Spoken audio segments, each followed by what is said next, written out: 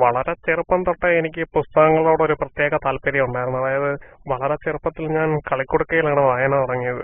പിന്നെ ഇപ്പം പക്ഷെ അങ്ങനല്ല. ഇപ്പം ഞാൻ എന്ത് കിട്ടിയാലും ഞാൻ വായിക്കും. ഒരു ഡിഫറൻസും ഞാൻ വരുത്താറില്ല. അതായത് പൂമ്പാറ്റ, ബാലമംഗളം, ബോബനും മോളിയും അങ്ങനെ ഒരു ഡിഫറൻസും ഞാൻ കാണിക്കാറില്ല. പിന്നെ എന്നാലും എനിക്ക് കൂടുതൽ താല്പര്യം ഫിക്ഷൻ കഥകൾ വായിക്കുന്നതിനോടാണ്.